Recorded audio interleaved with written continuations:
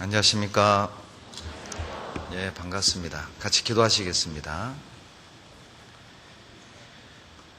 우주와 그 가운데 있는 만유를 창조하시고 지금도 살아계셔서 인간의 생사화복을 주관하시는 거룩하시고 자비로우신 살아계신 우리 아버지 하나님, 영원한 죄와 사망에서 우리를 불러 구원해 주시고 십자가의 보혈로 값없이 주님의 자녀 삼아 주신 크고 놀라운 은혜를 인하여 감사와 찬양과 영광을 우리 아버지께만 돌립니다.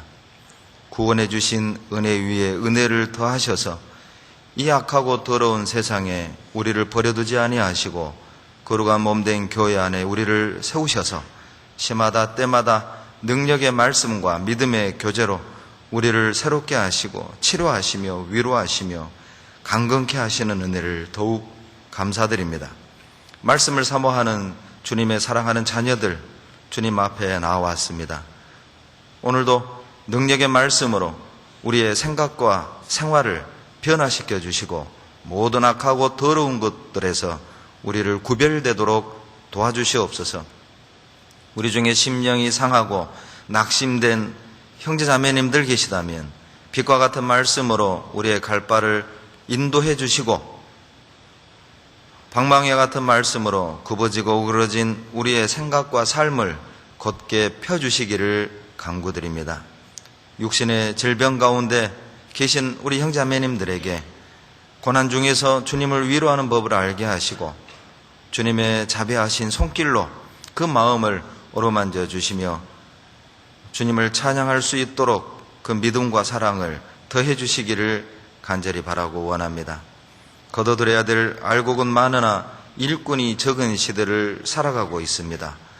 교회 안에 충성된 일꾼들을 허락하셔서 주님 재림 직전 많은 영혼들을 주님이 위하여 죽으신 그 영혼들을 건질 수 있도록 도와주시고 그 선한 일에 우리 모두가 같은 마음으로 협력하여 선을 이루어갈 수 있도록 도와주시고 인도해 주시옵소서.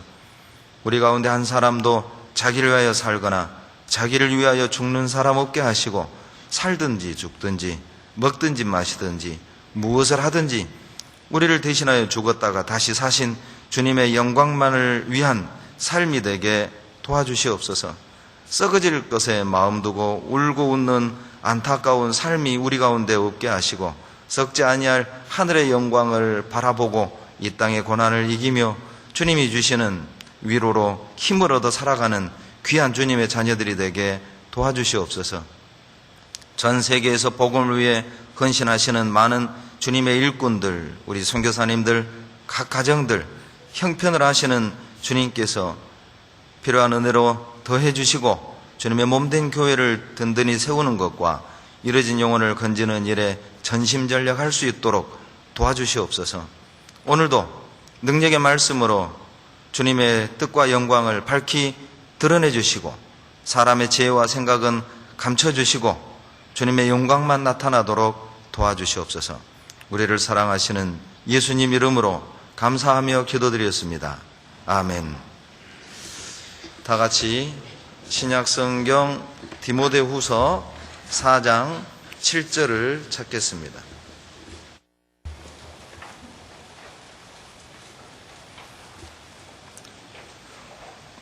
디모데후서 4장 7절, 8절이 되겠습니다. 같이 읽어보시겠습니다. 내가 선한 싸움을 싸우고 나의 달려갈 길을 마치고 믿음을 지켰으니 이제 후로는 나를 위하여 의의 면류관이 예비되었으므로 주 곧 의로우신 재판장이 그 날에 내게 주실 것이니 내게만 아니라 주의 나타나심을 사모하는 모든 자에게니라. 이 디모데 후서는 사도 바울께서 순교 직전 기록하신 마지막 서신입니다. 그렇기 때문에 이 디모데 후서 안에는 유언과 같은 비장함이 들어 있습니다. 순교를 예감한 바울이 믿음의 아들인 디모데에게 이제 마지막 부탁의 말씀을 남기는 유언장이라고 해도 맞습니다. 그 유언에는 그 사람의 인생이 들어있고 그 사람의 전부가 들어있죠. 그래서 이 디모데후서 1장에 보면 바울이 디모데에게 부탁한 첫 번째 그 유언이 뭐냐면 복음을 지키라라는 것입니다. 그래서 디모데후서 1장 14절에 내게 부탁한 아름다운 것을 지키라. 이 장의 핵심은 복음을 위해 고난을 받으라는 것이죠. 그래서 디모데후서 2장 3절에 그리스도의 좋은 군사로 나와 함께 고난을 받을지니, 그 말은 무슨 뜻이냐면 1장에서 복음을 지키기 위해선 반드시 필요한 게 뭐냐면 복음을 위해 고난을 받아야 한다는 것입니다. 고난을 받아야만 복음을 지킬 수 있다는 것이죠. 그리고 3장에서 복음 안에 계속 거하라는 것이죠. 그래서 디모데후서 3장 14절에 그러나 너는 배우고 확신한 일에 거하라. 복음을 지키고 복음을 위해 고난을 받으려면 복음 안에 우리 자신이 먼저 거해야 합니다. 그리고 이제 마지막 4장에서는 그 복음을 전파하라. 그래서 디모데후서 4장 1절로 2절에 말씀을 전파하라. 너는 때를 얻든지 못 얻든지 항상 힘쓰라. 바울의 유언을 보면 온통 복음이죠. 바울은 복음의 사도다 이렇게 말을 합니다. 소망의 사도 하면 베드로, 사랑의 사도 하면 요한, 믿음의 사도 하면 바울, 복음의 사도라고도 우리가 그렇게 부릅니다. 바울에게는 복음이 전부였어요. 그래서 이 바울의 서신을 보면 나의 복음, 우리 복음, 그런 복음에 대한 어떤 애착, 그리고 어떤 복음을 사랑하는 마음, 복음을 자기 인생의 전부로 여기는 바울의 믿음, 바울의 마음을 느낄 수 있고 알 수가 있습니다. 바울에게 가장 중요한 건 복음이었습니다. 그래서 순교를 앞두고 이제 믿음의 아들 디모데에게 복음을 지킬 것을, 그리고 복음을 위해 고난을 받을 것을, 그리고 복음 안에 계속 거해야 됨을, 그리고 궁극적으로는 그 목적이 뭐냐면 복음을 전하기 위함이라는 것입니다. 실은 바울께서 이 디모데에게 남긴 유언은 디모데에게만 주신 유언은 아닙니다. 모든 시대를 사는 주님의 자녀들에게, 그리고 오늘날엔 이 시대를 사는 여기 앉아있는 우리 각자에게 남긴 유언으로 받으셔야 합니다. 우리에게도 동일한 부탁의 말씀을, 그리고 유언을 남긴 것이죠. 복음을 지켜달라, 복음을 위해 고난을 받아달라, 그리고 그 복음 안에 계속 거해달라, 그리고 복음을 지키고 복음을 위해 고난을 받고 복음 안에 거하는 궁극적인 목적, 우리가 살아가는 이 땅의 목적, 우리가 공부하고 그리고 우리가 사업을 하고 결혼을 하고 직장생활을 하고 우리가 이 땅에 사는 궁극적인 목적은 복음을 전하기 위함이라는 것입니다. 그것을 위해 살아달라는 것이죠. 이것은 디모데에게만 주어진 명령이 아니고 디모데에게만 해당된 유언은 아닙니다. 7절에 보시면 바울은 평생을 담메색 도상에서 구원을 받은 후 순교 직전까지 복음만을 바라보고, 그리고 주님만을 바라보고 어떤 고난과 역경 속에서도 복음을 전했고, 그리고 이제는 그 복음 때문에 죽음을 맞이하게 됩니다. 그 복음 전파를 바울은 7절에서 선한 싸움이다 라고 말합니다. 여러분, 전도는 싸움입니다. 신앙생활은 전쟁인 것이죠. 원어에 보면 여기서 말하는 싸움이 당대의 검투 경기 있지요, 격투기 있죠. 이 고대 격투기는 상대방이 죽을 때까지 하잖아요. 그러니까 상대방을 죽이지 않으면 내가 죽어야 하는, 생명을 걸고 하는 싸움이라는 것이죠. 신앙생활은 생명을 건 싸움과 같습니다. 내가 죽느냐 사느냐의 문제죠. 한 영혼을 놓고 그 영혼을 살리느냐 죽이느냐의 싸움이 신앙생활입니다. 단순히 주일날 교제를 나갈 거냐 안 나갈 거냐, 봉사를 할 거냐 말 거냐, 성경을 읽을 거냐 말 거냐, 기도할 거냐 말 거냐, 그런 차원의 것이 아니에요. 우리의 신앙 전부는 생명을 걸고 싸우는 싸움이라는 것입니다. 내가 죽던가 살던가, 나와 연결되어 있는 내 주변의 영혼이 살던가 죽던가, 그 영혼들을 걸어놓고 사단과의 싸움이죠. 그렇다면 우리는 하루하루를 소홀히 그저 그렇게 보낼 수는 없는 거예요. 생명을 건 싸움을 앞둔 선수가 대충 훈련하겠습니까? 대충 먹고 사는 일에 매여 살다가, 그리고 이제 생명을 건 싸움이 시작되는, 경기가 시작되는 그날, 그 죽음의 장소로 마음 편하게 나갈 수 있겠습니까? 담대하게 나갈 수 있겠습니까? 우리의 신앙생활은 싸움의 연속입니다. 뿐만 아니라 7절에 보면 이 복음 전파, 신앙생활을 바울은 달려갈 길을 이렇게 얘기했죠. 바울은 이것이 자기의 길이라는 것입니다. 죽는 이것 또한 내가 가야 될 길이라는 것이죠. 이 달려갈 길을 다른 영어 번역에 보면 레이스로 번역이 되어 있어요. NIV 성경에 보면 레이스로 되어 있고 RSV 성경에 보면 코스로 되어 있습니다. 여러분, 레이스는 경주죠. 시합을 하는 것이죠. 우리에겐 경주가 있어요. 달려야 될 길이 있고 가야 될 코스가 있다는 것입니다. 모든 그리스도인들에겐 달려가야 할 길, 달려가야 될 코스가 있어요. 예수님도 코스가 있었죠. 말 부유통에 나시고, 그리고요 33년의 인생을 사시고 3년 동안의 공생애를 사시고, 그리고 십자가에 죽으시는 것이, 그리고 3일 만에 부활하시는 것이 주님의 코스였습니다. 베드로의 코스도 있었지요. 갈릴리 바다의 어부로 태어나서, 그리고요 바닷가에서 주님을 만나고, 그리고 3년을 주님과 함께 동행을 하고 로마에서 거꾸로 십자가에 못 박혀 죽는 것이 베드로의 코스였습니다. 바울의 코스는 다메섹 도상에서 예수님을 만나고, 그리고 이제 마지막에는 로마에서 목이 잘려나가 죽는, 그것이 바울의 코스였습니다. 여러분, 세례 요한의 코스도 있었죠. 여기를 잡고 사도행전 13장 25절을 찾겠습니다. 사도행전 13장 25절입니다.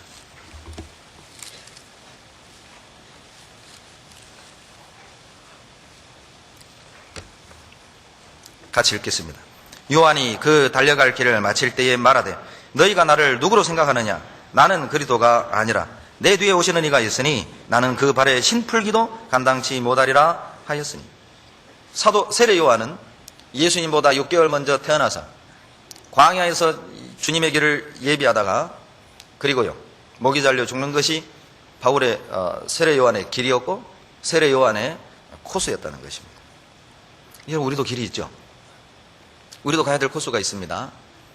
그런데 우리는 구원받기 전에는요, 세상 모든 사람들은 어때요? 주님이 정해놓은 그 레이스, 주님이 정해놓은 그 코스를 가는 게 아니라 각기 제 길을 갔었죠. 이사야 53장 6절에 우리는 그러되 행하여 각기 제 길로 갔거늘. 여러분, 그것이 이방인의 삶과 그리스도인의 삶 가장 큰 차이점이 무엇이냐면, 이방인의 삶은 제 길을 간다는 것입니다. 제 길이 무엇이죠? 하고 싶으면 하고, 말고 싶으면 말고, 가고 싶으면 가고, 가기 싫으면 안 하고, 사고 싶은 거 사고, 먹고 싶은 거 먹고, 마시고 싶은 거 마시고, 하고 싶은 일 하고, 원하면 하고, 싫으면 않고, 그것이 바로 이방인의 삶입니다.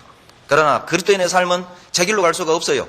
하고 싶다고 하고 말고 싶다고 말 수 있는 삶이 아니라는 것입니다. 사고 싶다고 사고 원한다고 누릴 수 있는 그 삶이 아니에요. 그리스도인의 삶은. 우리도 제 길로 갔었죠. 전도서 11장 9절에 청년이여 내 어린 때를 즐거워하며 내 청년의 날을 마음에 기뻐하여 내 마음에 원하는 길과 내 눈이 보는 대로 조차 행하라. 그러나 이 모든 일로 인하여 하나님이 너를 심판하실 줄 알라. 구원받기 전 우리는 마음에 원하는 길을 갔어요. 우리의 삶을 한번 돌이켜 보십시오. 구원받은 후 우리의 삶도 한번 돌이켜 보십시오. 내가 정말 그리스도인의 길로 가고 있는지, 하나님이 정한 코스로 가고 있는지, 정말 은혜 받은 자로서 가야 될 길을 가고 있는지, 아니면 아직도 마이웨이, 나의 길을 가고 있는지, 우리 인생의 여정을 한번 점검해 보는 시간이 됐으면 좋겠습니다. 내가 걷고 있는 이 길은 어떤 길인가? 주님이 정한 코스로 가고 있는가? 달려갈 길로 가고 있는가? 아니면 나의 길을 가고 있는가? 돌아봤으면 좋겠습니다. 마음에 원하는 길, 우리 중심이 되어 살아갔죠. 자기를 위해 살아갔죠. 여러분, 죄가 무엇입니까? 사람들은 죄하면 사기치고 살인하고 간음하고 남의 돈 떼먹고, 그건 당연히 죄죠. 그러나 정말 그거보다 더 큰 죄가 뭐냐면 자기를 위한 삶입니다. 그것은 범죄예요, 범죄.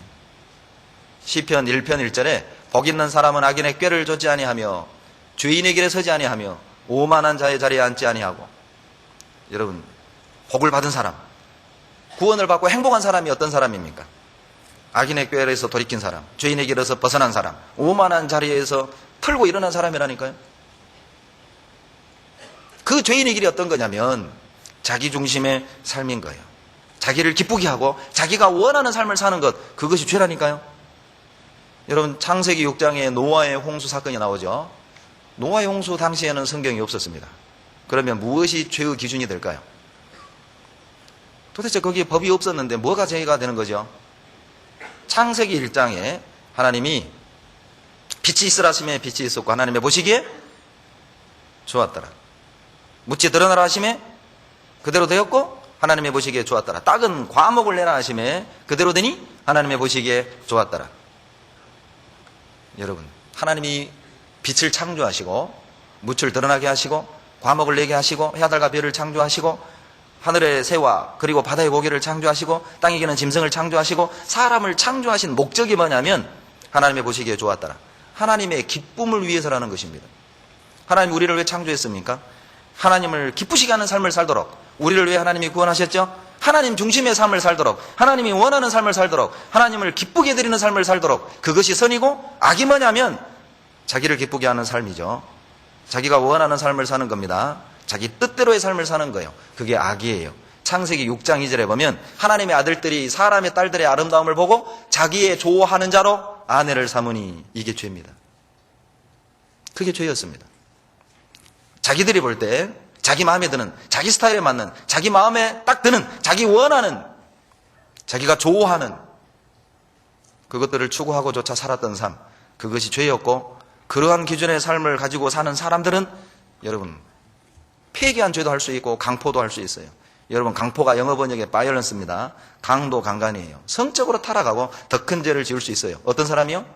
자기를 기쁘게 하는 삶을 사는 사람, 자기가 원하는 삶을 사는 사람. 어떤 이는 말합니다. 그게 뭐가 죄냐? 그게 뭐가 나쁘냐? 그래요. 지금은 문제가 되지 않을 수 있지만 그것이 기준이 되고 그것을 쫓아 사는 사람은 시기와 때가 되면 더 큰 죄도 지을 수 있어요.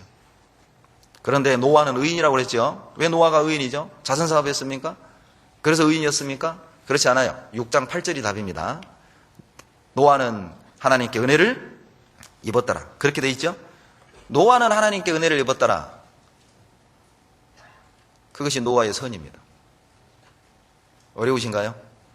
쉬운 번역이 이렇게 번역이 돼 있어요. 다른 번역에 보면 그러나 노아는 하나님께 기쁨이었습니다. 그렇게 번역이 돼 있어요. 또 다른 번역에 보면 그러나 노아는 하나님의 마음에 들었습니다. 이렇게 번역이 돼요. 창세기 6장 8절에 노아는 하나님께 은혜를 입었더라. 그 말씀이 노아는 하나님께 기쁨이었고 노아는 하나님의 마음에 들었다는 것이죠. 우리에게 주는 교훈이 무엇입니까? 하나님을 기쁘시게 해드리는 그 삶, 그것이 선이고 그것이 하나님의 마음에 합한 삶이고 하나님을 기쁘시게 하는 삶을 사는 사람에겐 하나님의 은혜가 임한다는 것이죠. 하나님을 기쁘시게 하는 사람에겐 저주와 심판을 피하게 하는 은혜를 베푸신다는 거예요. 왜 노아가 의인이었습니까? 노아는 하나님을 기쁘시게 하는 삶을 살았어요. 왜 당대의 노아 가족을 제외한 모든 세상 사람들이 어때요? 죄악이 충만하여 홍수로 심판을 받았습니까? 자기들의 원하는 삶을 살았다니까요. 그게 죄입니다. 창세기 11장에 바벨탑 사건이 나오죠. 자, 탑을 하늘에 닿게 하여 우리 이름을 내고, 그것이 죄입니다. 우리 이름을 내자는 것이죠. 인간을 높이자는 것이죠.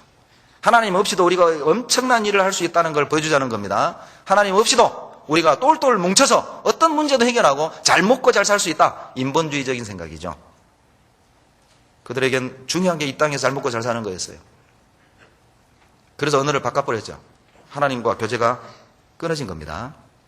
교제가 안 되는 건 사람들 간에. 자기 중심의 삶을 살면 사람끼리도 대화가 안 된다니까요. 언어를 바꿔버렸잖아요. 자기 중심의 삶을 사는 사람들은 흩어지게 돼 있어요. 가족일지언정, 피부칠지언정. 자기 중심의 삶을 살고 그리고 이 땅의 소망을 두고 사는 사람은 절대 하나가 될 수 없습니다. 흩어져야 됩니다. 갈라지게 될 겁니다. 그것이 바로 죄입니다. 갈라버렸잖아요. 인류를 흩어지게 만들었잖아요. 통하지 못하게 만들어버린 겁니다. 자기 중심의 삶을 살 때. 사울의 범죄가 무엇이었습니까? 이스라엘의 첫 번째 왕 사울의 죄가 뭐였죠? 사무엘상 15장에 나오죠. 아말렉을 진멸하라고 그랬잖아요. 그런데 좋은 건 다 남겼어요. 아가 왕도 살렸습니다. 그리고 그 전쟁에 이겨놓고 사무엘상 15장 12절에 보면 자기를 위하여 기념비를 세웠다. 이렇게 나와요. 하나님께 영광 돌린 게 아니라, 하나님을 높인 게 아니라, 하나님을 드러낸 게 아니라 자기를 드러냈고, 그러죠. 자기를 높였고 자기를 과시한 거죠.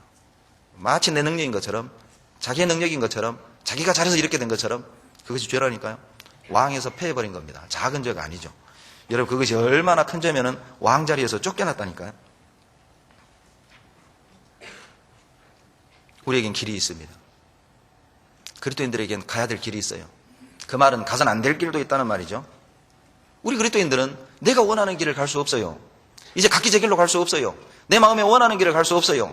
내가 기뻐하는 길을 갈 수 없어요. 왜? 그리스도인이니까. 그리스도인이란 그리스도의 길을 가는 사람, 그리스도가 가신 길을 뒤따르는 사람, 그 사람이 그리스도인이요. 간증 잘하는 사람이 그리스도인이 아닙니다. 몇 년, 몇 월, 며칠 단번에 영원한 죄를 사함받았습니다. 똑부러진 답을 말하는 사람이 그리스도인이 아니에요. 열매를 보면 안다니까요. 간증 똑바로 하면 인정은 해주죠. 아니라고 할 수는 없잖아요. 대놓고 진짜까? 문제되죠. 형제님, 자매님 해주는 겁니다. 그러나 지켜볼 일이죠. 삶이 열매가 그의 믿음을 증거하는 거예요. 살아있는 나무는 열매 맺게 돼 있잖아요. 생명이 있다면 변화가 되고 생명이 있다면 열매가 나타나게 돼 있거든요. 이제는 자기 길을 갈 수 없어요. 내가 원하는 길을 갈 수 없습니다. 왜냐하면 그리스도인이니까. 다른 이유 없습니다. 우리는 세상 사람이 아니에요. 늑대의 길이 있고 이리의 길이 있고 양들의 길이 따로 있죠. 우리는 양입니다. 비록 이리가 득실거리는 이리의 세계에 살지만 우리는 양이에요. 이리가 가는 길을 우리는 갈 수 없어요. 왜냐하면 양이니까. 삶의 방식 자체가 다르다는 것입니다. 가는 길 자체가 다르다는 것이죠. 예레미야 10장 찾겠습니다. 23절. 예레미야 10장 23절입니다. 구약 성경 1068페이지입니다. 같이 23절 읽습니다. 여호와여, 내가 알거니와 인생의 길이 자기에게 있지 아니하니 걸음을 지도함이 걷는 자에게 있지 아니하니다. 인생의 길이 자기에게 있지 않습니다. 걸음을 지도함이 걷는 자에게 있지 않다는 것이죠. 이 말씀의 본뜻은 뭐냐면 바벨론의 강대국의 침략의 위기 속에서 이 이스라엘 백성이 하나님을 의지하는 것이 아니라 어때요? 주변에 있는 또 다른 강대국의 힘을 빌어서 이 위기를 극복할 수 있다고 믿었던 것입니다. 그들의 어리석음을 지적하는 내용입니다. 인생의 길이 자기에게 있지 않다. 너희들이 계획한 대로 되지 않는다는 것입니다. 너희들의 생각, 너희들의 방법, 너희들의 그 길을 버리고 하나님 인도하시는 길로 가라. 불안해 보이지만 그 길이 안전한 길이다. 이해는 안 되지만 거기가 그 길이 답이다.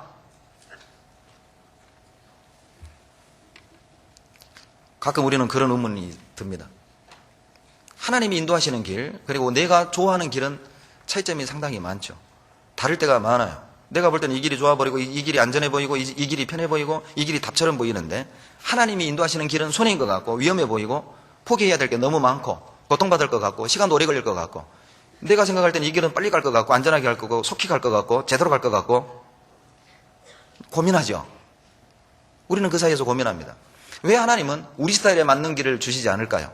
내 생각처럼 좀 편안해 보이는 길이 하나님의 길이었으면 내가 좋아 보이는 그 길이 하나님의 뜻이었으면 얼마나 좋을까요? 그런데 왜 하나님 우리 보는 것과 다른 그런 복잡하고 힘들고 포기해야 되는 그 좁은 길로 우리를 인도해 가실까요? 하나님이 원하는 건 믿음입니다. 우리는 믿음으로 삽니다. 믿음이 없으면 절대 갈 수 없는 길이 주님이 인도하시는 길이에요. 믿음을 요구하시기 때문에 내가 보는 것, 하나님이 보는 것 달라요. 또 한 가지 예레미야 10장 23절의 또 하나의 의미는 이제는 내가 가고 싶은 길을 갈 수 없다는 뜻이죠. 왜? 인생의 길이 자기에게 있지 않기 때문에. 길을 지도함이 걷는 자에게 있지 않다는 이 말은 이제는 내가 가고 싶은 길, 이제는 내가 원하는 길, 이제는 내 마음대로 못 간다는 것입니다. 우리의 삶은 이제 하나님께 잡혔어요. 우리의 인생은 이제 하나님께 종속된 겁니다. 그래서 잠언 16장 9절에 사람이 마음으로 자기의 길을 계획할지라도 그 걸음을 인도하시는 분은 누구시죠? 예, 여호와시니라. 사람이 마음으로 자기 길을 계획할지라도 그 걸음을 인도하시는 분은 여호와십니다. 계획 세우십시오. 우리 인생은 계획을 세워야 됩니다. 망대를 세울 때 예선하라고 그랬잖아요. 계획 세우셔야 됩니다. 학생들은 자 어떤 고등학교 갈까? 어떤 대학을 갈까? 대학생은 어떤 직장을 얻을까? 이제 정년기에 있는 형제자매들은 자 누구를 만나서 결혼을 할까? 계획을 세워야죠. 또 이제 노후 대책은 어떻게 세울까? 또 계획을 세워야 되겠죠. 그러나 계획을 세우는 것보다 더 중요한 것은 그 계획이 하나님의 뜻에 맞는 것입니다. 계획을 잘 세우는 게 중요한 게 아니라 하나님 뜻에 잘 들어맞는 게 중요하다는 것이죠. 왜? 계획은 내가 세워도 인도하는 분은 하나님이니까. 하나님의 뜻에 맞는 계획을 세울 때 어때요? 바른 하나님의 인도함을 받을 수가 있어요. 그리고 내 마음의 고통도 덜하겠죠. 계획을 세우십시오. 단 하나님의 뜻에 맞는 계획을. 뿐만 아니라 또 한 가지 이 잠언 16장 9절의 의미는 계획은 사람이 세워도 인도하는 분은 하나님이라는 그 말은 여러분 지금 우리가 하고 있는 이 길이 하나님의 인도하심이라는 믿음도 가져야 한다는 뜻입니다. 실수로 전주에 이사 온 게 아니라 내가 실수로 그 직장에 들어갔고 실수로 내가 지금 남편 만나서 사는 게 아니라니까요. 야, 실수다. 내 인생에 최악이 있다면 당신을 만난 거다. 어떤 형제가 그러더래요. 당신과 나의 결혼은 당신에게는 은혜고 나에게는 징계라고. 그렇게 말하는 형제가 있다면 그건 바꾸어서 생각해야 될 부분인 것 같아요. 하나님은 그렇게 말 안 할 것 같아요. 자매한테는 저주다. 너한테는 은혜고. 실수가 아닙니다. 누구의 탓으로 인해서 오늘의 삶을 사는 게 아니에요. 계획은 내가 세워도 인도하시는 분은 하나님이라는 걸 믿는다면 우리는 지금 하나님의 인도함을 따라 오늘을 살고 있는 거예요. 잠언 20장을 찾습니다. 잠언 20장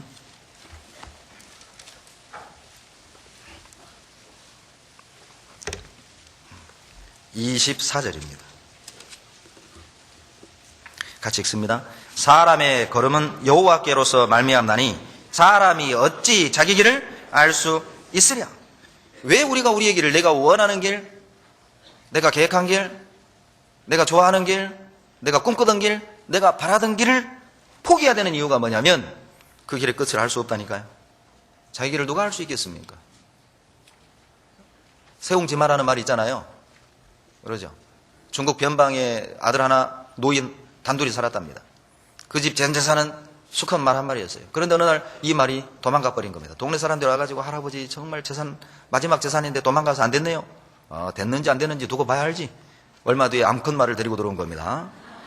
동네 사람들이 할아버지 좋겠네요. 암컷 말 한 마리가 더 생겼으니 잘 됐는지 안 됐는지 두고 봐야 알지. 그런데 하나밖에 없는 아들이 이 암컷 말을 타다가 떨어져서 다리가 부러져 버린 거예요. 그 절름발이가 됐어요.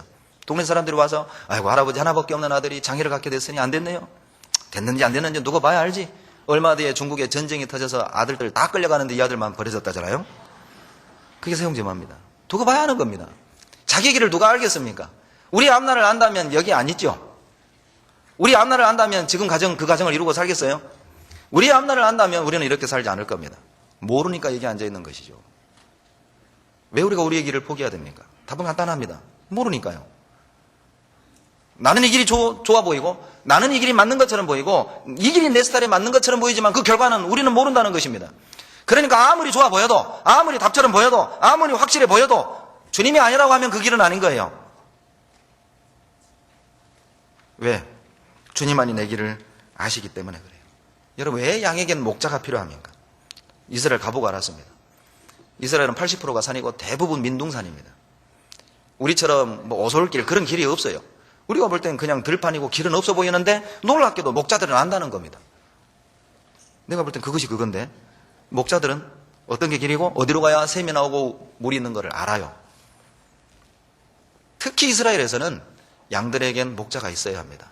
목자가 없으면 죽습니다. 목말라 죽던가 그리고 들짐승의 공격을 받아 죽던가. 양들은 길을 몰라요. 목자만 길을 알아요. 그러니까 목자가 가면 뒤만 따라가면 되니까 얼마나 안전하고 편합니까? 우리에게 하나님이 필요한 이유입니다. 우리는 우리 길을 모릅니다. 이사야 48장 17절. 이사야 48장 17절.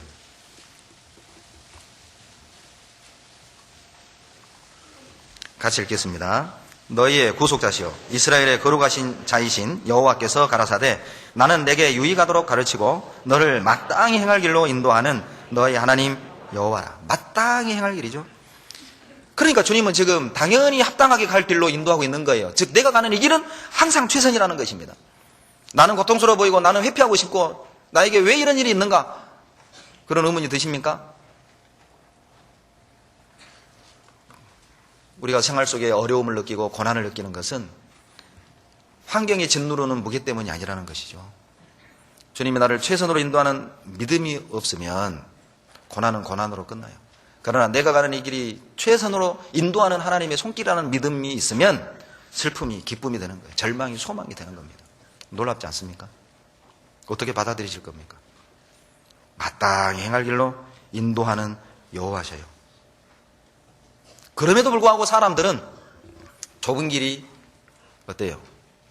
마음에 들지 않죠. 주님이 마땅히 행할 길로 인도하는 이 길은 좁은 길이거든요. 좁은 문으로 들어가라. 멸망으로 인도하는 문은 크고 그 길이 넓어. 그리로 찾는 자가 많고, 생명으로 인도하는 문은 좁고 길이 협착하여 찾는 이가 적음이니라. 2000년 전 얘기입니까? 여기 앉아있는 나에게는 해당이 안 된 얘기입니까? 그러면 스스로에게 한번 물어보세요. 나는 좁은 길을 즐기는가? 넓은 길을 즐기는가? 나는 좁은 길을 원하는가? 넓은 길을 원하는가? 스스로에게 물어보세요. 남의 얘기하고 있습니까? 그러니까 위험한 겁니다. 분명히 주님은 좁은 길로 가라는데 우리는 왜 넓은 길만을 찾을까요? 왜 쉽게 성공하고 쉽게 안정된 생활권에 들어가기를 원하는 걸까요? 왜 우리는 땀 흘리는 걸 고난이라고 생각하고 가난을 저주라고 생각하죠? 그 길이, 하나님 인도하는 그 길이 가난이라면 그건 나에게 가장 좋은 길이에요. 차라리 나에게는 물질이 없는 것이 좋으니까 없는 거라니까요. 그러나 많은 사람들은 넓은 길을 원하는 겁니다. 넓어야 돼. 여러분, 집도 넓은 게 좋잖아요. 차도 큰 게 좋잖아요. 전주는 반응이 없습니다. 죄송합니다. 저와 같은 줄 알고 그랬습니다. 신령하십니다.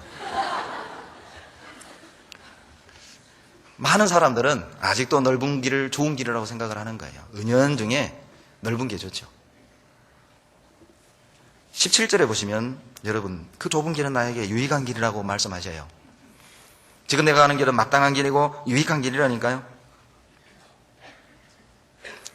좁은 길은 화려하지 않은 길입니다. 좁은 길은 고난의 길이라는 뜻이죠. 좁은 길은 포기해야 될 게 많은 길이에요. 좁은 길은 힘들어요. 그러나 확실한 건 그 길의 끝은 넓다는 것입니다. 시작은 좁은데 갈수록 넓어지는 길이고, 넓은 길은요 편해 보여요. 가면 뭔가 누릴 수 있고 성공할 수 있을 것 같고, 그러죠. 꿈꾸던 생활을 할 수도 있을 것 같고, 그러죠. 사람들에게 인정도 받고 넓은 길입니다. 편안하게 적당하게 신앙생활도 하고 봉사도 하고, 그러죠. 그러나 그 길은 점점 좁아지는 길이에요.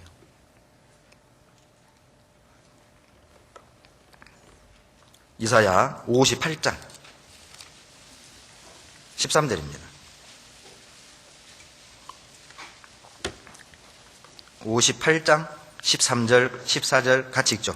만일 안식일에 내 발을 금하여 내 성일에 오락을 행치 아니하고 안식일을 일컬어 즐거운 날이라 여호와의 성일을 존귀한 날이라 하여 이를 존귀히 여기고 내 길로 행치 아니하며 내 오락을 고치 아니하며 사사로운 말을 하지 아니하면 내가 여호와의 안에서 즐거움을 얻을 것이라. 내가 너를 땅의 높은 곳에 올리고 내 조상 야곱의 업으로 기르리라. 여호와의 입에 말이니라. 내 길을 포기하고 비록 좁은 길처럼 보여도 주님이 인도하는 합당한 길, 유익된 길, 마땅한 길로 따라가게 되면 그 결국은 뭐냐면 14절 즐거움을 얻어요. 주님이 높여주십니다. 그리고요, 야곱에게 약속한 축복도 우리가 누린다는 것입니다. 전제 조건이 13절에 나오죠. 13절 후반부에 내 길로 행치 아니하며, 내가 원하던 길을 포기해야 됩니다. 내가 꿈꾸던 길을 포기해야 됩니다. 내가 바라던 길을 포기해야 됩니다.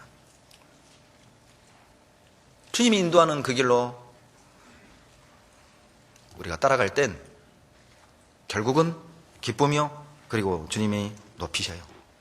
이 말씀을 근거로 우리의 삶을 점검해 본다면 혹시라도 신앙생활 하는 가운데 여러분 즐거움이 없습니까? 혹시라도 주님을 섬기며 사는 삶 가운데 기쁨이 없습니까?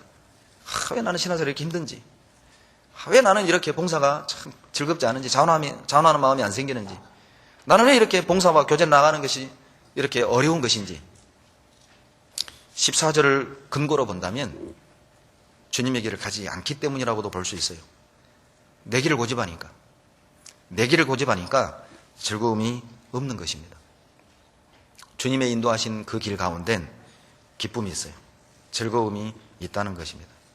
그렇다면 자, 이제 내 길을 포기하고 내가 바라던 길을 포기하고 주님의 인도하시는 길을 끝까지 따라가기 위해선 여러분 우리가 먼저 알아야 될 게 있어요. 이 레이스 경주를, 코스를, 달려갈 길을 끝까지 돌이키지도 않고 곁길로 가지도 않고 정로로 행하기 위해서 먼저 우리가 알고 이 길을 가야 합니다. 첫 번째, 그 길을 가려면 내가 중요하게 여기던 모든 것을 포기해야 됩니다. 사도행전 20장 24절입니다. 사도행전 20장 24절.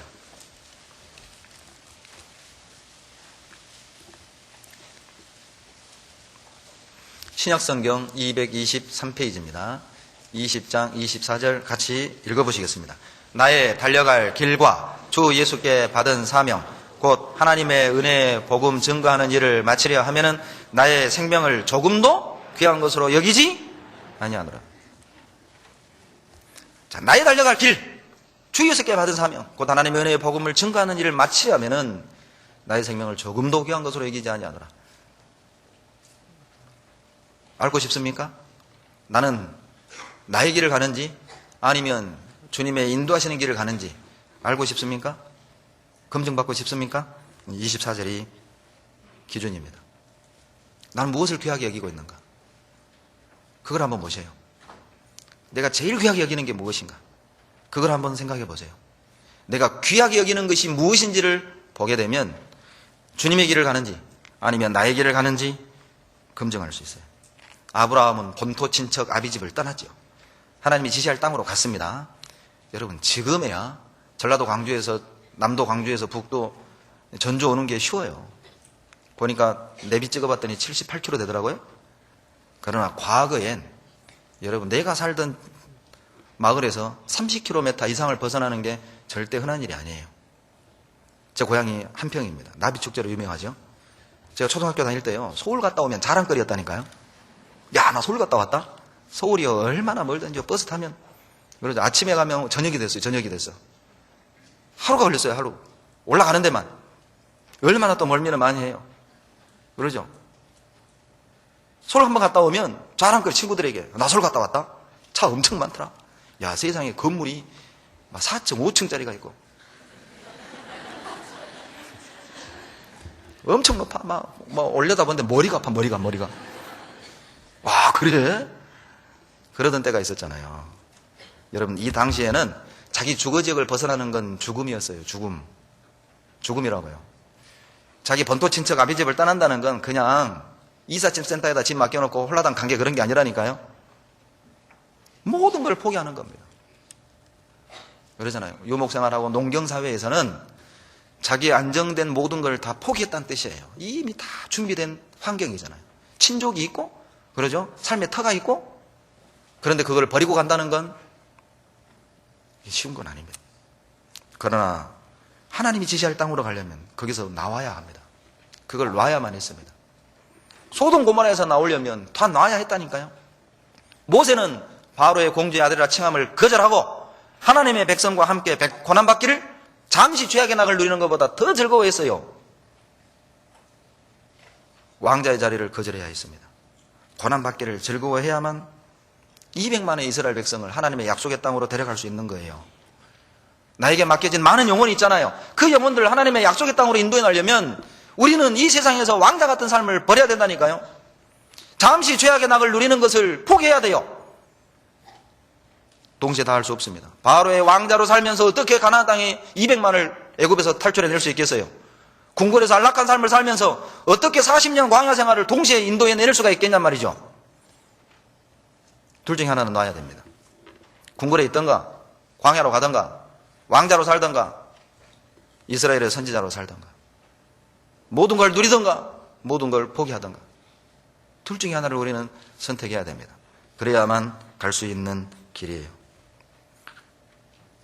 제가 어떤 지역에 수련회를 갔습니다. 청년 임원들을 데리고 100여 명 임원을 데리고 수련회를 갔다 왔습니다. 제가 그 지역교회 소식을 듣고 정말 부끄러웠어요. 그 목사님께서 어떤 아주 시골입니다. 지금 그 교회 형제자매님 수가 28명입니다. 그나마 2명은 구원 안 받은 사람이에요. 26명은 구원 받은 분이고 2분은 이 교회당을 새로 지었거든요. 교회당이 너무 예뻐가지고 그 동네에서 제일 큰 교회당입니다. 150평인데요. 그 마을에서 그 읍내에서 가장 큰 건물이에요. 150평 건물이. 교회당 중에. 너무 예뻐가지고 이 교회 나오면 안 될까요? 오시라고. 지금 할머니 한 분이 나오고 계신데요. 그래서 28분이 됐대요. 그런데 그 목사님이요, 그 마을의 이장님 한 분을 총각이장입니다. 40대 중반의 총각이장님이에요. 그런데 이장님을 전도하려고 세상에 그 겨울에 눈이 쌓인 그 마을로 들어가는 도로, 길을 말이죠. 그냥 마을로 들어가는 그런 길이 아니라 본도로 말입니다. 산 옆을 돌아가야 되고 그늘지니까 이게 항상 얼려 있어요. 위험해요. 그러니까 이장이 하도 안 만나주니까, 전화해도 안 받고 목사님이 찾아가도 안 만나주고 하니까 아침 8시 반부터 그 도로에 가서 차 세워놓고 삽과 꽃게 가져와서 그 도로에 얼음을 깨기 시작했대요. 나오겠지. 내가 이 정도 하면 와봐주겠지. 만나주겠지. 9시가 돼도 안 나오더래요. 10시 반이 되니까 고민이 되더래요. 그냥 갈까? 그런데 2시간 반 깬 것이 억울하잖아요. 11시 반이 됐는데 전화가 온 겁니다. 그 마을에 사시는 할아버지한테 그 이장이 말씀 듣기로 했다고. 그리고 구원받고 지금 열심히 신앙생활하고 있어요. 야, 그 간증을 듣고요. 이게 목회다. 이게 우리가 할 일이다. 그 교회 형제자매님들이 15명으로 시작했습니다. 그리고 20명 됐을 때 건축을 했어요. 6억 2천 들여서 150평을 지었습니다. 근데 지금 빚이 하나도 없습니다. 15명이요. 20명이요. 그 중에 10명은 노인입니다. 눈물로 지어진 교회입니다. 어떤 할머니는 지역의 어떤 대도시에 우리 교회에 다니는 형제님이셔요. 돈을 잘 번대요. 아들한테 전화했답니다. 아들아, 자, 네 고향에 교회가 세워진다. 헌금 좀 해라. 속으로 생각했답니다. 지가 돈 잘 버니까 한 1억은 하겠지. 그런데 웬걸요? 이 할머니가 너무 속상한 거예요. 기대에 반의 반도 안 미친 겁니다. 이 할머니가 너무 속상해가지고 이 교회당 건축은 해야 되겠는데, 그래서 이 할머니가요 목사님을 찾아가서 목사님 앞에 뭔가를 쑥 내밀더래요. 목사님이 받아보고 깜짝 놀란 거예요. 로또 복권을 가져온 거예요. 이거 1등 당첨되면 이거 다 그냥 교회 헌금 건축하라고 로또 복권을 가져왔어요. 아쉽게도 당첨은 안 됐습니다만, 그런데 천국에서 당첨됐을 거예요. 당첨된 겁니다. 그러니 하나님이 역사 안 켰어요. 정말 팔도에 있는 형제자매들의 마음을 다 움직였어요. 빚이 없다니까요. 20명이 건축해서 6억 2천의 빚이 없어요. 몇 달 전에, 2달 전인가 입당식 했죠. 포기하지 않으면 갈 수 없는 길입니다. 때로는 자존심도 포기해야 되고, 때로는 육신의 안락한 생활도 포기해야 되고. 그러나 분명한 건 포기하고 가면 후회는 하지 않습니다. 정말 후회하지 않을 겁니다. 가보세요. 주님이 인도하시는 길을 가려면, 우리의 코스를 끝까지 완주하려면 또 하나 기억해야 될 게 있습니다. 여러분, 그 길을 가다 보면 울 일이 많아요. 웃는 일도 있지만 울 일도 많습니다. 알고 가십시오. 사무엘상 6장입니다.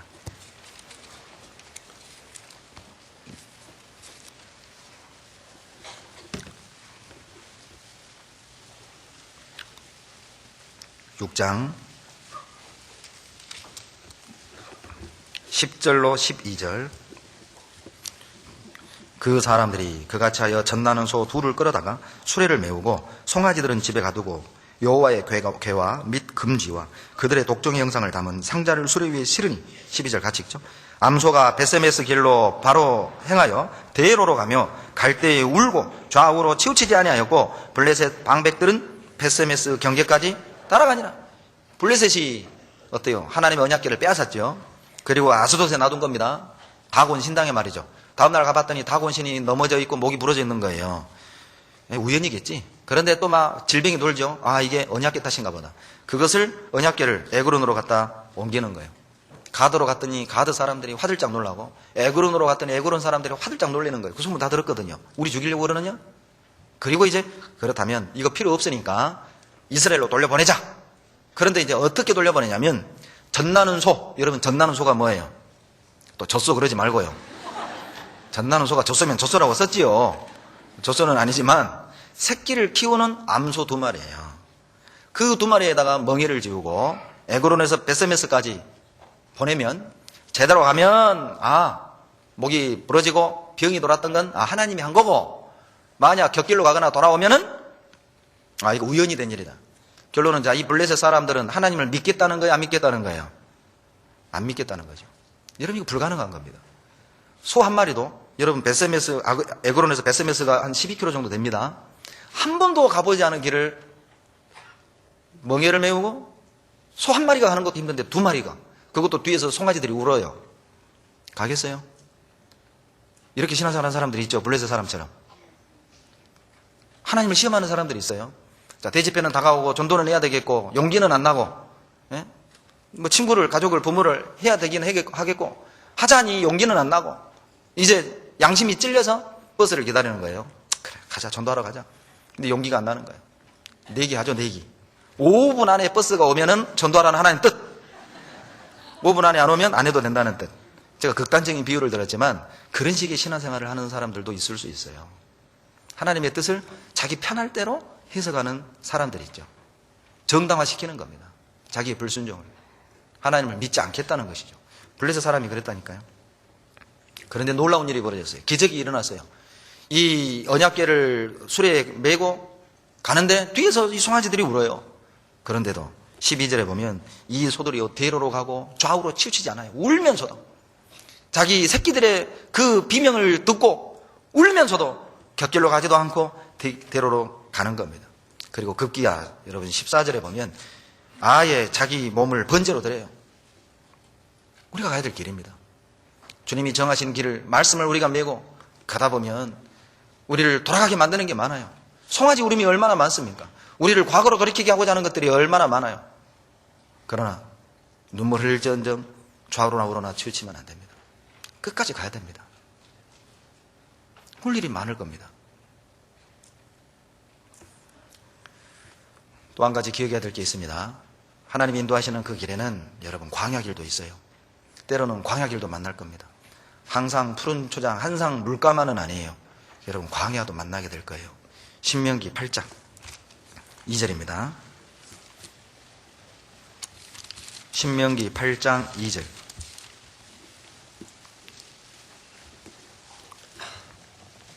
내 하나님 여호와께서 이 40년 동안에 너로 광야의 길을 걷게 하신 것을 기억하라. 하나님이 이스라엘 백성을 40년을 광야 길을 걷게 했습니다. 여러분 우리에게도 하나님이 약속한 천성을 향해 나아갈 때 하나님의 인도하심을 따라갈 때 항상 푸른 초장, 항상 물가로만 가는 게 아니에요. 광야 길도 만날 거예요.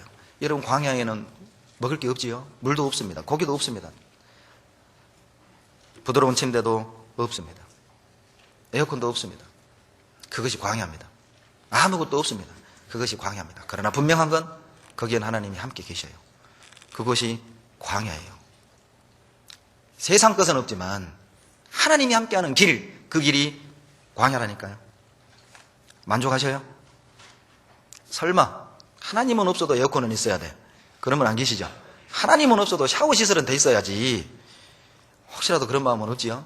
하나님이면 돼요. 고기도 없고 물도 없고 없는 것 투성이지만 광야 길에는 하나님은 계셔요. 그런데 왜 하나님이 우리를 광야 길로 인도하십니까? 이유가 있어요. 시편 23편 1절로 4절이 답입니다. 여호와는 나의 목자시니 내게 부족함이 없으리로다.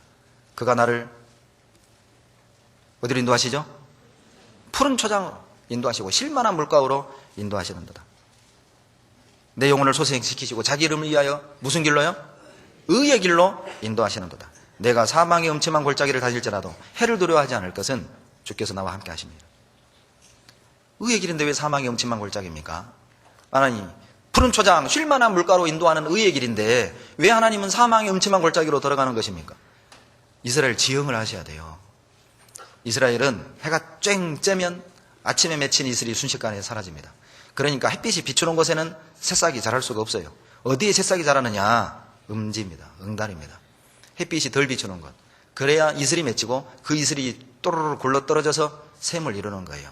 그러니까 음침한 골짜기로 가야만 거기에 푸른 초장이 있고 쉴만한 물가가 있는 거예요. 그런데 왜 사망의 음침한 골짜기죠? 거기엔 양떼들만 물 먹으러 오는 게 아니에요. 맹수들도 물 먹으러 옵니다. 음침한 골짜기로. 그러니까 사망의 음침한 골짜기인 거예요. 왜 광야길로 인도하시는지 아시겠죠? 그 광야길을 가야만 푸른 초장 쉴만한 물가가 나오는 거예요. 우리는 광야길을 걷는 게 아니라 쉴만한 물가, 푸른 초장으로 가고 있다니까요. 어느 분이 그래요. 성경에 와사비가 있대요. 시편 23편 푸른 초장이 와사비라나요? 엉뚱한 생각 버리세요. 여러분 하나님이 우리를 광야길로 인도하십니다. 우리가 실수로 광야로 접어든 게 아니에요. 누구 때문에 내가 이 고생을 하는 게 아니라 그 길을 가야만 푸른 초장 쉴만한 물가를 만나기 때문에 그래요. 15절 보시죠. 8장 15절입니다. 너를 인도하여 그 광대하고 위험한 광야 곧 불뱀과 정갈이 있고 물이 없는 간조한 땅을 지나게 하셨으며 하나님은 아셔요. 우리가 가는 이 광야길에 얼마나 위험한 길인지, 거기는 불뱀도 있고 정갈도 있고 말이죠. 물도 없고 떡도 없고 고기도 없고 말이죠. 얼마나 위험한 길을 아셔요. 그런데 아시면서도 15절에 그리로 인도하신 분이 하나님이라니까요. 누구의 실수로, 우연히 우리가 이 광야길로 접어든 게 아닙니다. 하나님이 인도하셨고 위험하고 없는 것이 많은 걸 알면서도 하나님이 그 길로 인도했다면 이유가 있는 것이죠. 목적이 있는 거예요. 왜? 그 길로 가야 쉴만한 물과 푸른 초장이 나오기 때문에 그래요. 누구의 탓으로 내가 지금 이런 삶을 사는 게 아닙니다. 누구 때문에 이 고생길에 접어든 게 아니에요. 하나님이 인도하셨어요. 그리고 하나님은 아셔요. 나에게 무엇이 없는지, 내가 지금 얼마나 위험한 길을 가는지도 아셔요. 그런데 여러분, 이 광야길은요, 그냥 지나가는 길입니다. 15절 중반절에 보면 물이 없는 간조한 땅을 어떻게 했다고요? 지나게 하셨어요. 지나게 하셨다고. 지나가는 길입니다. 지나가는 길이라는 걸 기억하십시오. 비록 광야길이지만 지나간다. 그러니까 견딜 수 있는 거예요. 버틸 수 있는 거라고요. 여러분, 무더운 여름에 휴가철 피서갑니다. 바닷가 텐트 쳐놓고 막 버너에 코펠에 밥을 해 먹는데 막 삼층밥입니다. 죽이고 돌이고,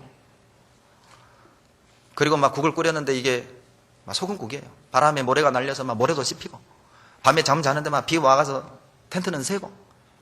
여러분, 화나요? 그래도 재밌어요. 막 바로 그냥 텐트 걷어치우고 집으로 돌아가요. 2박 3일 끝까지 버텨요. 예, 버텨요. 왜? 왜 2박 3일 그 모래를 씹으며 비가 새는 텐트 안에 불편하게 생활을 하는 겁니까? 그러죠. 3일이면 지나가요. 우리 집이 따로 있잖아요. 그런데 만약에 바닷가에서 영원히 그렇게 살아라, 그렇게는 못하죠. 그렇게는 저도 못해요. 그러나 2박 3일만 버티면 되니까. 그리고요, 피서 가서 막 모래 씹고 소금국 마시고 비가 와서 막 텐트에 막 새고, 오히려 이게 더 추억거리예요. 그러죠. 가족들 만나면 막 옛날 얘기 하잖아요. 여러분, 가족 명절에 가족 만나가지고 무슨 얘기를 추억거리로 해요? 잘 먹고 잘 산 얘기를 추억거리로 얘기해요? 우리 어렸을 때 고기 먹었지. 그때 우리 나이키 신었어. 다른 집은 TV 없었는데 우리는 TV 나와서 막 수사반장 보고 그랬어. 그걸 추억거리로 말하는 사람 없어요. 그러죠. 막 배고파서 남의 호박 따먹은 거, 감 따먹다 걸려서 돼지게 맞은 거. 그러죠. 그게 추억거리예요. 여러분, 우리가 광야길을 걷지만 버틸 수 있는 것은 지나가는 길이에요. 그래서 고린도전서 7장 29절로 31절에 우는 자들은 울지 않는 자같이 하며, 기쁜 자들은 기쁘지 않는 자같이 하며, 매매하는 자들은 어때요? 매매하지 않는 자같이 하고, 세상 물건을 쓰는 자들은 없는 자같이 하라. 이 세상 형적은 뭐라고요? 지나감이니라. 무슨 뜻입니까? 힘든 일 좀 있다고 너무 그냥 죽겠다 하지 말고, 좋은 일 좀 있다고 그냥 헤헤 하지 말고, 돈 좀 있다고 막 너무 티내지 말고, 없다고 아이고 죽겠다 하지 말라는 겁니다. 왜? 그 지나가니까. 무슨 뜻이죠? 세상의 영향을 받지 말라는 겁니다. 있고 없음으로 말미암아 신앙이 업됐다가 다운됐다가 업됐다 다운됐다 이러지 말라는 거예요. 그냥 묵묵히 가라는 거죠. 세상의 영향을 받지 말고. 왜? 이건 다 지나갈 거니까. 그것에 영향을 받으면 안 돼요. 있고 없음에 영향을 받으면 안 돼요. 슬픈 일에 영향을 받아도 안 되고 좋은 일에 영향을 받아도 안 된다니까요. 그저 그런 거예요. 그냥 가는 겁니다. 내 길 가는 거예요. 세상의 영향을 받지 마십시오. 지나가니까. 그래서 요한일서 2장 17절에 이 세상도 그 정욕도 지나간다니까요. 그러니까 세상을 부러워할 것 없어요. 그냥 지나가니까. 세상을 부러워할 이유가 없는 것이죠. 왜? 지나가니까. 또 한 가지 기억해야 될 게 있습니다. 15절 보시죠. 8장 15절에 후반부에 보면 또 너를 위하여 물을 굳은 반석에서 내셨으며. 여러분, 우리가 광야길을 걸어갈 때 기억해야 될 게 뭐냐면, 여러분, 교회를 떠나면 죽는다는 사실을 기억하십시오. 성지순례 가보시면 알아요. 이게 걸어서 갈 길이 아닙니다. 얼마나 뜨거운지요. 내려서 제가 모래를 만져봤다니까요. 뜨거워. 못 만졌어요. 그랬더니 가이드가 하는 말이, 목사님, 요거 이상기 위해서 시원한 거예요. 시원한 모래가 뜨거워라면 제대로 뜨거우면 어떻게 되겠어요? 물이 없으면 죽는 거죠. 그런데 오아시스가 많지 않아요. 그래서 하나님이 물을 어떻게 주셨느냐. 15절에 나오잖아요. 반석을 쳐서 쪼개가지고 물을 냈다니까요. 결론은 이스라엘 그 회중 안에 들어있지 않으면 물을 얻을 곳이 없어요. 왜? 이스라엘 백성 회중 안에 물을 주셨으니까. 반석을 깨주시고. 여러분, 이 당시 이스라엘 백성이 그 무리를 떠나는 건 죽음을 상징하는 겁니다. 만나가 어디에 내렸습니까? 시나이 반도 전역에 내린 게 아니에요. 진중에 내렸습니다. 그 주변에. 백성을, 이 무리를 떠났다. 만나를 못 얻는 겁니다. 이때 당시 이스라엘 백성을 떠나는 건 죽음을 상징하는 거예요. 여러분 사도행전 7장 38절에 이 이스라엘이 교회라고 그랬잖아요. 광야 교회. 그러죠? 기억하십시오. 여러분 교회를 통해서 어때요? 해갈시킨다니까요. 교회를 통해서 내 갈증을 해결해 주신다니까요. 교회를 통해서 답을 주신다니까요. 교회를 통해서 힘을 주셔요. 교회를 통해서 인도하셔요. 교회를 통해서. 교회를 떠나면 죽는다는 걸 기억하십시오. 그것이 인도하시는 길을 끝까지 완주할 수 있는 방법이에요. 그리고요, 여러분 광야 길을 가는 그것이 축복이라는 것도 기억해야 됩니다.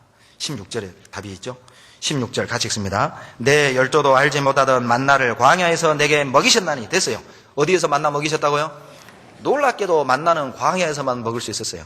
애굽에도 안 내렸고 가나안 땅에 들어가자마자 만나는 그쳤습니다. 하늘에 하나님이 주시는 양식을 먹을 수 있는 기회는 광야였습니다. 광야에 물이 없었던 건 맞습니다. 후추도 없었고 수박도 없었어요. 그러나 광야에서만 만나를 먹을 수 있었어요. 여러분은 수박 먹고 싶으세요? 만나 먹고 싶으세요? 여러분 마늘 먹고 싶으세요? 만나 먹고 싶으세요? 훌륭하십니다.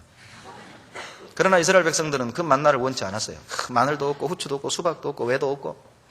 얼마나 어리석어요. 얼마나 이 은혜가 은혜되는 건지 모르는 거예요. 은혜를 은혜로 모르니까 없는 것만 보고 불평하는 거예요. 있는 게 안 보여요. 어리석은 사람입니다. 어리석은 사람은 없는 것만 보고 불평해요. 지혜자는요, 있는 걸 보고 감사한다니까요. 만나는 광야에서만 있었어요. 하나님 우리를 광야길로 인도하셨다면 만나를 주시기 원함이에요. 여러분 고난 중에 깨닫는 말씀이 있죠. 시편 119편 71절에 고난당한 것이 내게 유익이라 이로 인하여 주의 윤례를 배우게 되었나이다. 욥기 42장 5절에 욥이 말하기를 전에는 귀로 듣기만 하였었더니 이제는 내가 주를 눈으로 배웁나이다. 듣는 신앙에서 보는 신앙으로 바뀐 겁니다. 신앙의 안목이 넓혀지고 깊어진 거죠. 왜? 41장까지의 긴 고난을 통과한 뒤에 42장에서 생긴 믿음의 눈이에요. 왜 하나님 우리에게 광야길을 인도하십니까? 정갈도 있고 불뱀도 있고 물도 없고 위험하다는 걸 뻔히 아시면서도 광야길을 통과해야만 만나를 먹어요. 그걸 기억하십시오. 여러분 이제는 내가 가야 될 길도 있다는 걸 아셔야 됩니다. 하나님이 이제 나의 길도 인도하실 겁니다. 우리는 이해밖에 할 수 없어요. 왜? 요한복음 14장 6절 암송합시다. 내가 이게 암송입니까? 전주 암송은 이렇군요. 그래요. 그럼 전주식으로 암송하죠. 자, 내가 곧 길이요 진리요 생명이니. 예, 암송 잘하셨습니다. 예수님이 길입니다. 그러니까 길에 대해서는 누가 제일 잘하셔요? 예수님이 제일 잘하신다니까요. 제 차에는 내비가 장착되어 있습니다. 매피입니다. 매피. 한국에서 유명한 내비게이션이 매피, 아이나비라고 하죠. 그런데 그 서전주로 빠지라고 되어 있더라고요. 내 예전에 기억에 전주 집회 올 때 서전주가 아니라 전주였던 것 같은데, 그래서 이제 박 목사님께 전화를 했어요. 어디로 가야 되냐고. 서전주로 오면 길은 짧은데 신호등이 많으니까 불편할 거라고. 전주 IC로 빠지면 길은 멀어도 신호등이 적어서 빨리 올 거라고 물어서 왔어요. 여러분 전주 길은 양상용 목사님께 물어봐야 돼요? 박상수 목사님께 물어봐야 돼요? 묻지 말고 대답하세요. 누구에게 물어봐야 돼요? 그러죠. 전주 길은 누구에게 물어봐야 돼요? 얼마나 간단해요. 전주 사람이에요. 여러분 내 인생의 길은 누구에게 물어봐야 돼요? 그러죠. 예수 그리스도입니다. 왜? 그분이 길이시라니까요. 여러분 내비게이션 중에 가장 좋은 내비게이션 무슨 내비? 아이나비가 아니라 예수나비. 예수나비. 성경나비. 가장 좋은 내비게이션입니다. 그러니까 우리가 가는 길 속에서 불평할 수 없어요. 원망할 수도 없어요. 예만 해야 되는 이유가 뭐냐면 잘 하신다니까요. 길을. 욥기 23장 10절. 나의 가는 길을 오직 그가 아시나니. 그러니 할 말 없잖아요. 나는 내 길을 모르는데 내 길을 누가 더 잘 아셔요? 우리 주님입니다. 그러니까 예밖에 할 수 없어요. 주님이 내 길을 잘 아시기 때문에 우리는 내 길을 주님께 맡겨야 합니다. 시편 37편 5절입니다. 시편 37편 5절.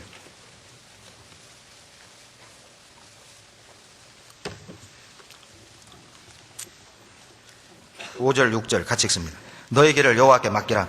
저를 의지하면 저가 이루시고 내 의를 빛같이 나타내시며 내 공의를 정오의 빛같이 하시리로다. 우리 길을 여호와께 맡겨야 됩니다. 왜냐? 주님이 내 길을 잘 하시니까요. 어떤 상황에서도 의심하면 안 됩니다. 어떤 상황에서도 두려워하면 안 돼요. 여러분, 맡긴다는 게 뭘 의미하죠? 믿는 겁니다. 실은 믿어야 맡기죠. 맡긴다는 건 내 걸 포기하는 걸 의미한다니까요. 맡긴다는 건 하나님 중심의 삶을 말하는 거예요. 제가 이제 운전을 하고 우리 아이들을 태워가면 우리 아이들은 저에게 운전대를 못 맡겨요. 수년 전에, 몇 년 전에 우리 아이들을 태우고 가다가 대형 사고가 났습니다. 아마 조금만 잘못했으면 아마 저희 자매도 우리 아이들도 천국에 있었을 거예요. 그 차를 고치는 사람이 보고 누구 안 죽었냐고 전화가 왔어요. 한 2톤 트럭이 제 차를 끌고 한 20m를 끌고 갔어요. 차 휠이 휘어져서 부러질 정도였으니까요. 그 사고 난 이후부터는 아이들이 제 딸들이 제 차를 타면 앞을 안 보고 게이지 봅니다. 아빠 80, 아빠 60, 빨간불 못 맡겨요. 그리고 우리 아이들은 제 엄마가 저보다 운전을 더 잘하는 줄 알아요. 왜? 한번 봤거든요. 못 맡겨요. 그러죠? 사람에게 못 맡깁니다. 누구를 믿을 수 있겠어요? 그러나 하나님께는 맡길 수 있어요. 우리가 정말 주님의 모든 것을 얻기를 원한다면 나의 모든 것을 놔야 됩니다. 썩지 않는 영광을 원한다면 썩어질 것 놔야 된다니까요. 영원한 것을 얻기 원한다면 영원하지 않은 것은 놔야 됩니다. 그것이 맡기는 것이고 그것이 우리가 갈 길이에요. 여러분, 주님께서 정하신 길이 따로 있습니다. 23절을 보시죠. 23절 다 같이 읽습니다. 여호와께서 사람의 걸음을 정하시고 그 길을 기뻐하시나니. 하나님이 사람의 걸음을 정하셨어요. 이 사람이 킹제임스 버전에 보면 굿맨이라니까요. 구원받은 사람입니다. 구원받은 사람의 길은 정해졌어요. 그 길로만 가야 합니다. 그것을 기뻐하신다니까요. 여러분, 등산할 때 어때요? 등산로만 가야 됩니다. 길 안 안다고 아는 척하면 큰일 나요. 특히 겨울에는 얼어 죽어요. 길로만 가야 된다니까요. 길이 아닌 곳은 가지 마라. 그랬더니 길은 정해졌어요. 여러분, 기차는 레일 위만을 달려야 돼요. 질렸다. 맨 가는 길, 다른 길을 갈란다. 대형 사고 나는 겁니다. 다른 사람의 목숨을 가지고 자기를 즐길 수 없잖아요. 우리는 우리 개인의 삶이 아닙니다. 내가 어떤 길을 가느냐에 의해서 많은 생명을 살리기도 하고, 그리고요, 많은 생명을 죽일 수도 있다는 걸 잊지 마세요. 책임감 있게 사셔야 됩니다. 우리 길은 정해졌습니다. 딴 길 생각하지 마세요. 왜 정해진 길로만 가야 하는가? 이유가 24절에 나옵니다. 같이 읽습니다. 저는 넘어지나 아주 엎드러지지 아니함은 여호와께서 손으로 붙드십니다. 왜 정해진 길로만 가야 되죠? 여러분, 주님이 인도하시는 길을 쫓아갈지라도 넘어질 수 있어요. 자빠질 수 있어요. 그러나 괜찮은 이유는 다시 이렇게 세워주신다니까요. 주님이 인도하신 길로 가서 간다고 해서 고난이 없고 안 넘어지는 건 아니에요. 넘어집니다. 그러나 붙들어 이렇게 세우셔요. 그러나 내가 기뻐하는 길, 내가 즐기던 길, 내가 바라던 길을 가다가 넘어지면요, 거쳐 넘어져도 그것을 몰라요. 일어날 길이 없어요. 왜 정해진 길로 가야 하느냐? 왜 인도하심을 따라가야 되느냐? 그래야만 넘어져도 일어설 수 있어요. 그렇지 않으면 일어날 길이 없습니다. 뿐만 아니라 주님이 보십니다. 정해진 길로 가는지를 주님이 보신다니까요. 32편 8절. 시편 32편 8절. 같이 읽습니다. 내가 너의 갈 길을 가르쳐 보이고 너를 주목하여 훈계하노다. 우리 갈 길을 가르쳐 보여주시고 그리고 주목하십니다. 여러분, 왜 주일, 수요 말씀, 전도 집회, 생활 집회, 구역 모임, 청년회, 어머니의 봉사회, 은장회, 왜 교회 안에 있는 모든 모임이 함께해야 되죠? 여러분, 그 시간에 나에게 갈 길을 가르쳐 주셔요. 그렇게 믿으셔야 됩니다. 이번 구역 모임은 나의 길을 가르쳐 보여주시려고 준비된 모임이다.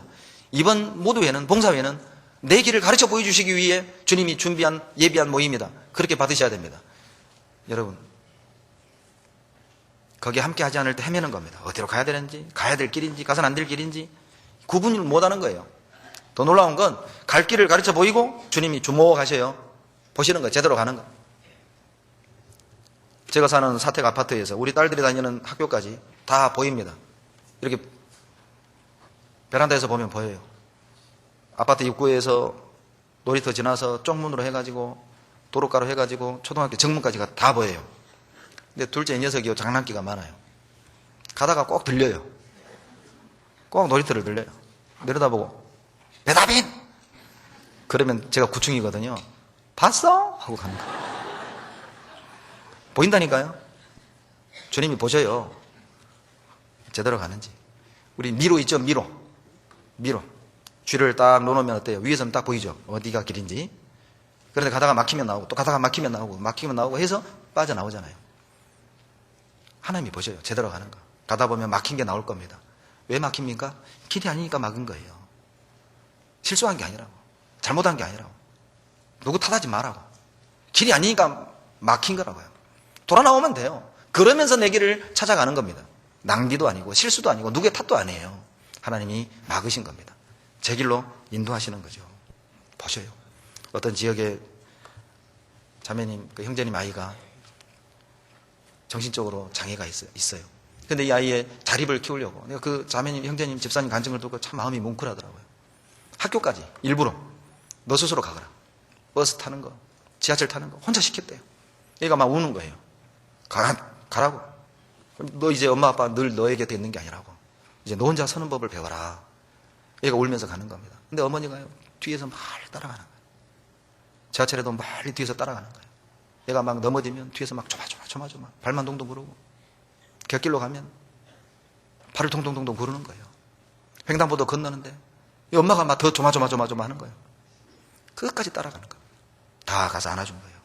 엄마가 뒤에 있었단다. 하나님이요, 보셔요. 걱정 마세요.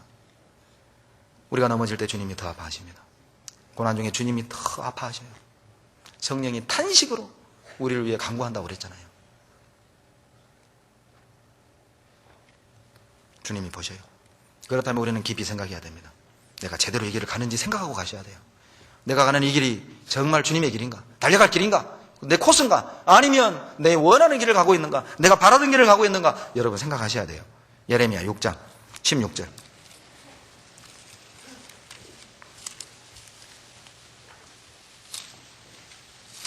예레미야 6장 16절. 같이 읽습니다. 여호와께서 이같이 말씀하시되 너희는 길에 서서 보며 옛적 길 곧 선한 길이 어디인지 알아보고 그리로 행하라. 너희 심령이 평강을 얻으리라 하나 그들의 대답이 우리는 그리로 행치 않겠노라 하였습니다. 이 길이 주님의 뜻이라는 걸 알면서도 안 가는 분들이 있잖아요. 특히 사업적이면 사업하는 분들은 돈이 보인다는 겁니다. 그런데 신앙적인 측면에서 보면 가서는 안 될 길이거든요. 물론 돈은 보여요. 그러나 신앙적으로 가서는 안 될 길이거든요. 나는 그 길로 행치 않겠노라. 돈은 얻지만 평강을 잃는 겁니다. 돈은 얻지만 신앙을 잃는 거예요. 뭘 얻으시기 원하십니까? 우리가 도대체 뭘 얻기 위해 사는 겁니까? 성공한 인생이 무엇입니까? 우리가 꿈꾸는 삶은 무엇입니까? 넓은 집, 보장된 노후입니까? 넓은 집이 없는 사람은 실패한 인생입니까? 노후 대책이 없는 사람은 실패한 사람이란 말입니까? 두고 볼 일이죠. 내가 꿈꾸는 삶이 어떤 길인지 생각해 보세요. 내가 선한 길을 가고 있는지 우리 인생의 길에 서서 봐야 됩니다. 옛적 길이 선한 길입니다. 옛적 길이 무슨 길입니까? 믿음의 선진들이 간 길이에요. 그 길이 아니면 곁길입니다. 믿음의 선진들이 갔던 길이 어떤 길입니까? 그들은 구차하게 살지 않았어요. 재산을 뺏기고 생명을 잃으면서까지 그들은 구차하게 그 고난을 면하지 않았어요. 그러나 우리는 고난을 회피합니다. 세상과 타협해 가면서 적당히 주님의 말씀 듣고 구역모임 나가면 신앙생활 잘하는 거라고 생각하는 거예요. 그건 모임에 나오는 거지 하나님께 영광 돌리는 건 아니에요. 내 삶을 통해서 하나님의 영광이 나타나고 내 삶을 통해서 하나님의 나라가 이루어져 가고 있는가? 하나님께는 필요한 게 일꾼입니다. 구경꾼이 아니에요. 하나님은 일꾼을 찾으시는 거지 구경꾼이 아니라고요. 교회는 여객선이 아닙니다. 교회는 생명선이잖아요. 유람하는 여객선이 아니에요. 교회는 생명을 건지는 생명선이라니까요. 하나님에게 필요한 건 구경꾼이 아닙니다. 하나님이 찾는 사람은 일꾼입니다. 옛적 길, 7천만 명의 순교자들이 갔던 그 길, 주님이 갔던 그 길, 바울이 갔던 그 길, 폴리갑이 갔던 그 길, 스펄전이 갔던 그 길, 무디가 갔던 그 길, 리빙스턴이 갔던 그 길, 스터드가 갔던 그 길. 그 길이 내가 갈 길입니다. 어떤 길을 원하십니까? 18장 15절입니다.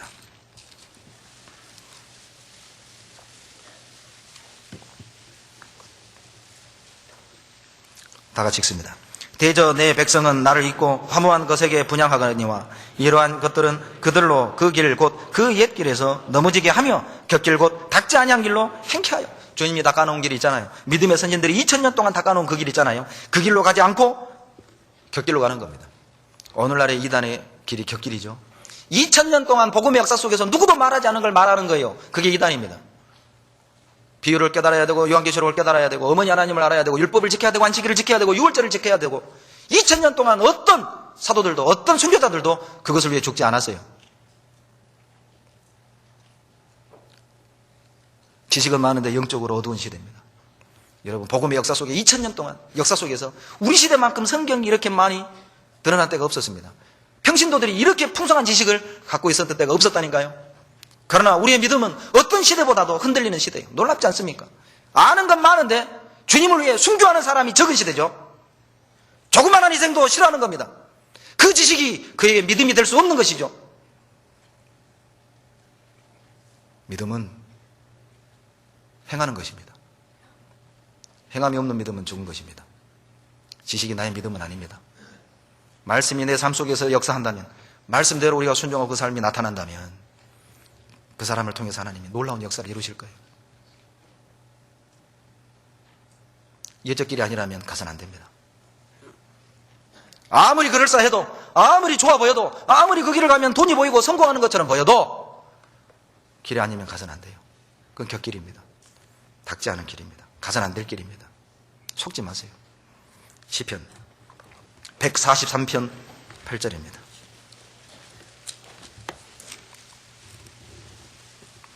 (143편) 8절 같이 읽습니다. 아침에 나로 주의 인자한 말씀을 듣게 하소서. 내가 주를 의뢰함이니이다. 나의 다닐 길을 알게 하소서. 내가 내 영혼을 주께 받들미니이다. 나의 다닐 길을 알게 해주십시오. 내가 내 영혼을 주님께 받들겠습니다. 이게 이렇게 번역이 됩니다. 다른 번역에 보면 내가 어떻게 살지 그 길을 알려주십시오. 그러면 내 영혼을 주께 바치겠습니다. 내가 어떻게 살아야 되는지 그 길을 가르쳐 주신다면 내 영혼도 바치겠습니다. 여러분, 우리에게도 매일의 기도가 필요하겠습니다. 8절처럼 아침마다, 정말 아침마다 매일 우리가 눈을 뜨는 그 시간에 우리 마음에서 이 기도를 할 수 있으면 얼마나 좋을까요? 주님, 내가 어떻게 살아야 됩니까? 내가 가야 될 길이 어떤 길입니까? 가르쳐 주십시오. 필요하다면 영혼도 바치겠습니다. 구차하게 사느니 주님이 인도하시는 그 길을 가겠습니다.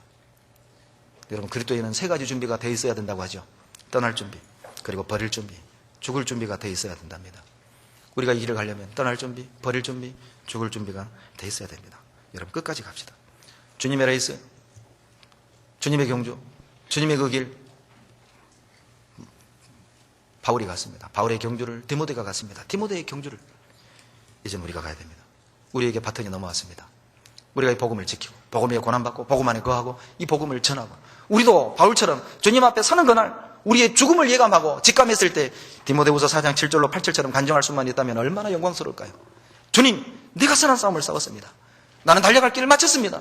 내 믿음을 지켰습니다. 이렇게 간증할 수 있다면 얼마나 좋을까요? 우리 모두의 입술에서 그 간증을 꿈꾸는 삶이 되었으면 좋겠습니다. 같이 기도하겠습니다. 걸어가시고 자비로우신 살아계신 우리 아버지 하나님, 주님이 가신 그 길, 바울이 갔던 그 길, 디모데가 갔던 그 길, 우리도 가게 도와주십시오. 우리가 가야 될 길이 어떤 길입니까? 알려주십시오. 그러하다면 우리의 영혼도 바치겠습니다. 우리의 모든 것도 버리겠습니다. 주님 뜻 가운데로 인도해 주시고 곁길로 가지 않도록, 좌로나 우로나 치우치지 않도록, 비록 광야 길일지언정 눈물을 흘릴 일이 많을지언정 지나가는 길이라는 것을 기억하고 영광의 길이라는 것을 기억하고 주님 인도하시는 최선의 길이라는 것을 기억하고 눈물을 흘리고 묵묵히 끝까지 그 경주를, 코스를, 레이스를 다 할 수 있도록 도와주시옵소서. 우리 가운데 한 사람도 뒤로 물러가 침륜에 빠지는 자 없게 도와주시옵소서. 자기를 위하여 사는 자도 없게 하시고 우리 가운데 주님만을 위한 삶으로 인도해 주시옵소서. 우리를 사랑하시는 예수님 이름으로 감사하며 기도드렸습니다. 아멘.